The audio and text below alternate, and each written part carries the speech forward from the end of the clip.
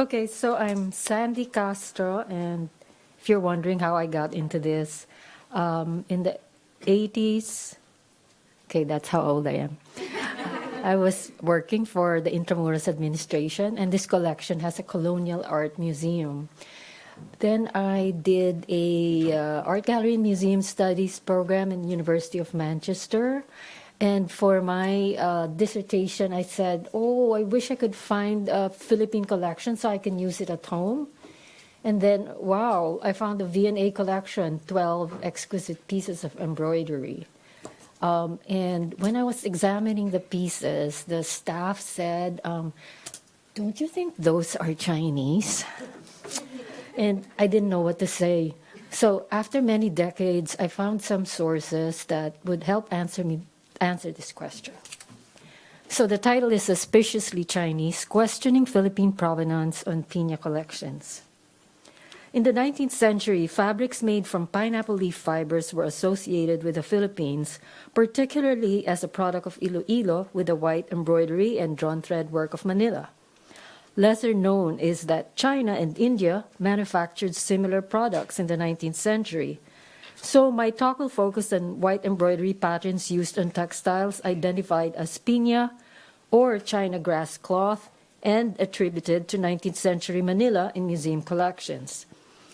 I posit the idea that some of these textiles may have been products of Canton, China, a commercial center for embroidered textiles and other luxury products for the Western market in the 18th and 19th centuries. I introduced this topic with a passage from a book written by Harriet Ann Cheever in 1898. The title was Little Mr. Van Veer of China. The author describes an American businessman's well-appointed home in Canton, including clothing and accessories laid out for a little boy. So I quote, blouses of grass cloth of the finest white material, so sheer one could easily see through it, and it had a crisp, cool feeling to the touch. There were also handkerchiefs, some of piña, some of white China silk, light floss for softness. It's generally pronounced Piña, according to the American lady. It is a material so very fine and thin one can look through it like lace. It's made from the fiber of the leaves of the pineapple plant. There was a long scarf of the same stuff to wind around the neck in cool evenings. End of quote. While this was written for fiction, the author recreated 1898 China with much detail. She was also the author of A Little American Girl in India. It appears she thoroughly researched or traveled to write these books. In her description, grass cloth, piña, China silk, they all seem to have the same qualities of softness and sheerness. The reader would assume that all these fabrics were made in China. So my question was, is it possible that Canton had its own piña embroidery industry, a small piña embroidery industry, to satisfy the demand from Western consumers? In attempting to answer this question, I provide a short background history of piña weaving and embroidery in the Philippines and other parts of Asia, and I identify some embroidery designs in piña commonly found in Philippine collections. I then focus on those from overseas museums that I suspect were made in China. Oop, how come it doesn't? Oh, there. In the 19th century, Iloilo was a major weaving center for Nipis. That means fine fabrics such as piña, husi, and abaca. A large number of women were employed working on floor looms to produce these fabrics. According to Margaretha Ham, an American woman visiting around 1898, these looms were similar to those in Swatao and Chao Chao food districts of southern China, suggesting that it was the Chinese immigrants who introduced these in Iloilo. Brocading, or what is known as suksuk, was the main decorative weaving technique used on these looms. This was a popular technique, although among the wealthy during the latter part of the 19th century, many of whom were Chinese mestizas, profusely embroidered camisas and pañuelos seemed to be more prestigious, along with the use of white applique. As observed in the 1840s, male and female from the village of Malate, now a part of Manila, worked on calado or open work embroidery, a European tradition. Members of a French mission visiting Manila noted a large number of Tagalog workers in the best embroidery factories here. Rafael Diaz Arenas, a Spaniard, reported on the Philippines in 1850. He presents embroidery as a large industry employing many women in Manila. The village of Ermita was one of the embroidery centers, fulfilling the demand from domestic consumers as well as the royalty of Europe and India. By 1864, embroidery in white was among the optional subjects for municipal girls' schools, and this type of work became popularly used on piña and other fine fabrics for many decades to come. In the barrio of Looban, Paco, a suburb of Manila, the orphanage of Asilo de San Vicente de Paul became well known for excellent embroidery work produced by young girls from the 1890s until early 1900s. We also know that there were Chinese embroiderers among the immigrants to Manila in the 16th century, as the Bishop Domingo de Salazar had admired their work along with other Chinese artisans. By 1893, the friar Joaquin Martinez de Zuniga writes that the embroidery industry in Tondo, which was then a province, is in the hands of Chinese mestizo entrepreneurs. He says, while the embroidery is as perfect as China's, he adds, because the workers were naturally lazy, sweaty, and dirty, some of the work they turn in looks used, unlike the brilliance and beauty of those made by the Chinese. I move on to my next section. There is some information about Piña embroidery from India and China, both major exporters of textiles around the globe for centuries. Documents indicate that both countries manufactured pineapple cloth in the 19th century. For the Great Exhibition of 1851 held in London, muslin accessories, and I quote, some fine specimens of pineapple cloth from Manila and India were handed round and excited much admiration. End of quote. The East Indies section included muslin clothing, accessories, and examples of pineapple cloth, collars, and caps worked by natives of Calcutta. In 1869, Harvard University received examples of pineapple cloth from Captain Edward Trumbull, who purchased them in Calcutta. Since the finest cotton textile of India, known as muslin, was a sensation in late 18th and early 19th century European and American fashion, it appears that pineapple tissues, as they were known in women's magazines, sold in the Indian stores of Boston and New York. They were accepted for similar qualities.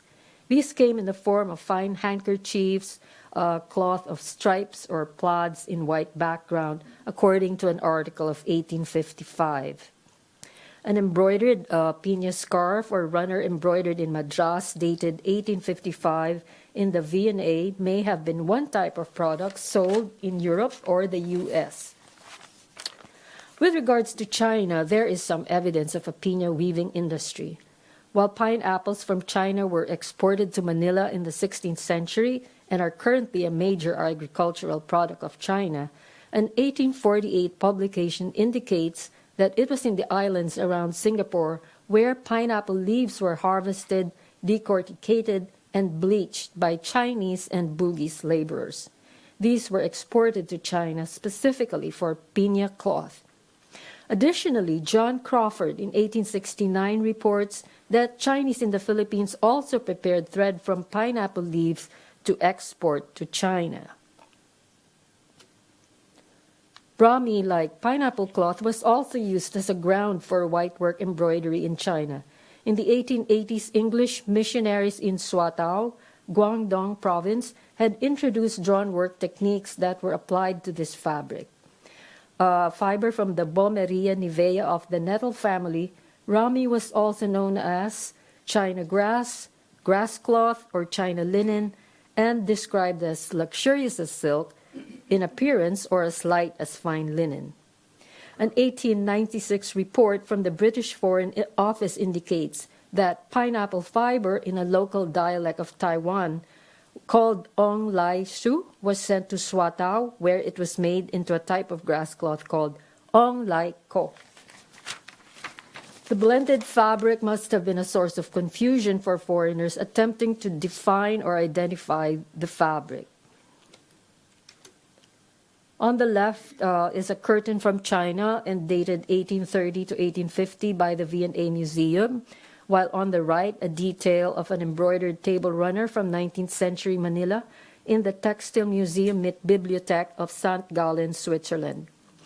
The first is identified as rami, the second as grass cloth, which is sometimes defined as another name of rami, and in the 19th century, Piña cloth was erroneously called grass cloth or silk grass by merchants.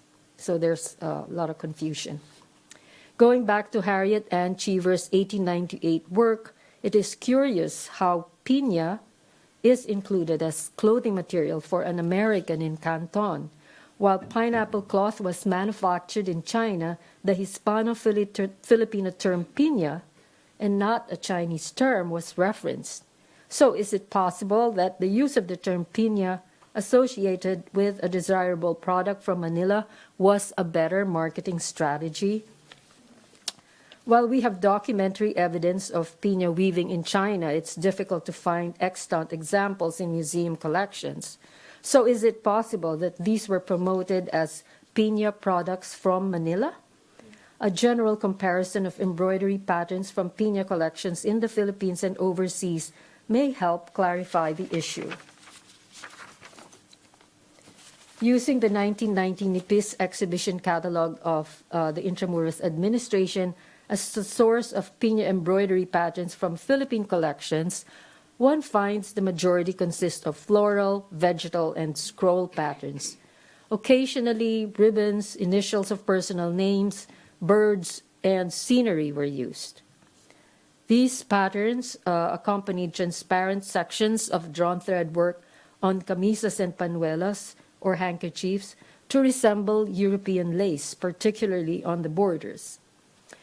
For collections outside the Philippines, there were similar embroidered decorative patterns, mostly for square kerchiefs, handkerchiefs, and table runners.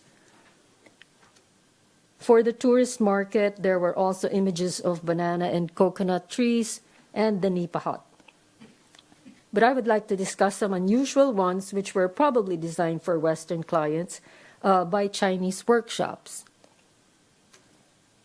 This is a piece from the V&A Museum, a donation from Queen Mary. It has embroidered steep triangular forms called tumpal, correct. An ancient art motif of Southeast Asia with the all-over pattern of a star or flower background. The detail from an Indonesian sarong with woven tumpal is shown accompanied by a similar pattern, and this pattern is also found in the malong worn by the Maranaos of Mindanao, as was shown yesterday. As an example of white embroidery, the piece from the V&A applies the tumpal with a spotted net background and a scalloped bottom edge, which I have highlighted on the screen. These are two features that are typically found in European lace. It was characteristic of Chinese embroidered textiles for export to Western countries to fuse visual material from different parts of the world. A second piece from St. Gallen is a table runner with a large central motif. Unusual for Philippine piña, it appears to be inspired by the buta found in Persian and Indian textiles, as shown in the examples on the screen. A third example, which seems unique to Western collections of piña, is a stylized vase with a bouquet of flowers embroidered on table runners. Examples are found in the Cooper Hewitt Museum and the Textile Museum in St. Gallen, showing variations of a theme, perhaps the work of different workshops. This motif is probably derived from the flower basket of Lan Chai Ho, patron of gardeners and florists, and it is one of the attributes of the 8 immortals in Taoism, which is represented in Chinese textiles. The vase motif on piña resembles one embroidered on an 18th century silk chasuble from Canton. So according to Father Blas de la Calle, curator of Museo Oriental in Valladolid, the chasuble was an example of bordados de Manila, or silk products sent to Spain from Manila but manufactured in China. These came in the form of shawls, church vestments, and accessories. So, is it possible that the 19th century Piña table runners were also identified as embroideries from Manila, but actually produced in Canton? Because Chinese artisans manufactured products for different types of clientele around the globe, whether for textiles, ceramics, or painting. On a different art form, scholars Carl Crossman and Florina Capistrano Baker have found strong evidence that 19th century watercolors of Philippine costume by Filipino painters such as Damian Domingo or Justiniano Asuncion were copied by export art workshops in Canton. This leads one to speculate that the embroidery industry in Canton may have done the same to take advantage of the popularity of Manila's Piña embroideries. In 1914, it was written in the Journal of the Royal Society of Arts that, I quote, "Up to within the last 3 years, Canton embroidery, a general trade name for embroidered goods of many classes, chiefly upon Rami grass cloth, Chinese linen, European linen, or various silk fabrics made in China, and disposed of to the foreign trade through Canton or Hong Kong, dominated the market in such classes of goods. This domination has now gone, and for the fine trade, at least the best goods are coming from the Philippines. Hong Kong and Canton embroidery firms are imitating or copying Philippine work, both by substituting Philippine materials like batiste for the Chinese grass cloth and in designs." As the article was written in 1914, when the Philippines was under American rule, Chinese embroidery firms may have been imitating Philippine work designed for export by American companies. But the imitation of Philippine work on piña may have occurred even under Spanish colonial rule, when Europeans conducting business in Manila and Canton sought luxury materials as souvenirs of their trips. This may not have been documented as well, since the Spanish colonial government did not have any ambitious plans for promoting and exporting Philippine embroidery, unlike the U.S. In discussing a piece of Chinese export embroidery dated 1750 to 1850, the textile historian Verity Wilson writes, "We should not rule out the possibility of there being several centers making almost identical products, both in mainland China and in the Philippines. Connections between the two Chinese populations were always strong. In Spanish times, there was a frequent exchange of goods, ideas, and capital via the flat-bottomed, high-prowed boats we know as junks between China's southern provinces and the Philippines." End of quote. Towards the latter part of the 19th century, wealthy Chinese and mestizo merchants in Manila worked with both foreign and local merchants, often traveling to Hong Kong, where they could have commissioned workshops to imitate Philippine work for a much lower price. Merchants such as Joaquin Lim Hap had businesses in Manila, Macau, and Hong Kong. He also owned homes in Manila, Fujian Province, and Gulangyu, where foreign residents lived and where piña embroideries may have been marketable. In the 1890s, Kuenhing and Company in the Philippines bought and sold goods, especially textiles, to and from Europe, where the exotic pineapple cloth may have also been considered a marketable product. Lastly, I would like to mention the work of Linda Welters and, more recently, Abigail Lua, who have used fiber microscopy to examine specimens identified as pineapple cloth in U.S. collections. A number of them, including one from a missionary to China, were to be made from silk. They were found to be made from silk. This suggests a Chinese provenance, notwithstanding the husi or raw silk material woven and sold as piña in the Philippines. In China, various types of silk yarn and embroidery skills were widely available and could offer more competitive prices. As recent as 2011, the Philippine Textile Research Institute was asked by a government official to examine fabrics being sold under brand names as Piña Chiffon, Piña Organza, Piña Husi, and Piña Cocoon from the Divisoria textile market. Priced much, much lower than pure piña cloth, these were found to be of polyester or silk and known to piña weavers as products of China. In summary, the documentary material I have presented, when taken all together, suggests that maybe some Piña embroideries in museum collections today were produced in China. To strengthen or disprove this theory, a search for more primary sources, hopefully Chinese archival material, and the material analysis of Piña specimens would be very useful. Thank you.